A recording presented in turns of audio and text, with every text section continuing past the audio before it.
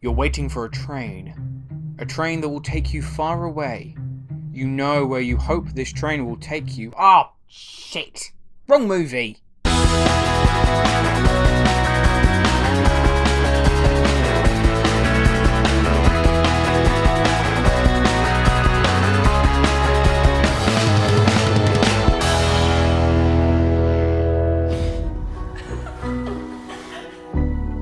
You'll be okay to attend for the full 2-month period? Yes. So we really just show up and sleep. We just need you lying there in REM. REM. The stage of sleep where we dream the most vividly. How many of us are in the study? I can't tell you that. What are you studying? I can't tell you that either.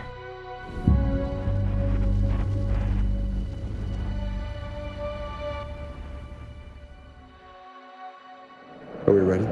How's it going, guys? Welcome back to my channel and time for another episode of Luke's Reviews. On today's video, I got my first ever screener, which is pretty cool. It's something that I've been wanting to try out, to actually get involved in for ages now, to see an advanced preview of a new sci-fi horror film called Come True. The film follows a teenage runaway who takes part in a sleep study that becomes a nightmarish descent into the depths of her mind and a frightening examination of the power of dreams. I was first introduced to this film when its trailer popped up on my feed. I sat and watched it, and it was a really good trailer. I strongly recommend checking the whole thing out if you get the chance. But it looked really inventive, very creative, very original, and really creepy. And I love my experimental sci-fi horrors, so fingers crossed this was going to be right up my alley. And it started off incredibly strong. Director Anthony Scott Burns instills a very unsettling atmosphere throughout. There is practically no colour in this movie, in any of the frames, and so, considering it revolves around dreams and nightmares, the absence of warmth keeps you on edge all the time. And Burns crafts these almost hallucinogenic sequences that are meant to be the nightmares of our main character Sarah being vividly depicted. These sequences are a fantastic merge of the Twilight Zone meets a Lovecraftian wet dream. Some of the visuals conjured up here feel like an accurate representation of what a literal nightmare would look like. It's pretty freaking creepy. As far as performances are concerned, Julia Sarah Stone is really impressive. Her character certainly gets the most to do, and she delivers this underlying confusion and worry about this experiment and its effects very well. Everyone else, however, their performances weren't that great. A lot of the actors almost felt afraid to really commit to their characters. Christopher Hetherington, who played the Doctor overseeing the experiment, he especially gave such a flat delivery in most of his dialogue. So as I said, the film, for the most part though, was off to a really strong start. It didn't stay that way, unfortunately. The longer the film went on, the more momentum that it began to lose.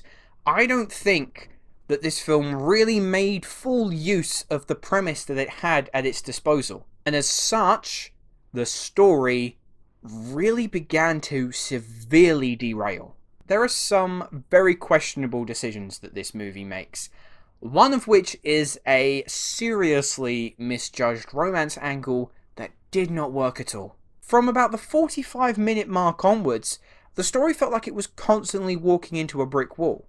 Imagine a maze, but instead of eventually escaping, you are reaching dead end after dead end. And eventually you get so frustrated that you cut the maze down with a chainsaw to escape. That's the ending of this film. It cheats. We get a very contrived sequence of events that doesn't feel fully thought out. Almost every single twist ending cliche is used, that it became shockingly obvious that screenwriter Anthony Scott Burns and Daniel Weisenberger, who gets a story credit in the film, are just throwing everything, including the kitchen sink, at the wall and seeing what sticks. Nothing sticks. I understand that a good twist is one that you're never meant to see coming, but it usually has to make some sense in regards to its story. It's a pretty terrible ending. Ultimately, Come True had a lot of potential, but very little of said potential felt capitalized on.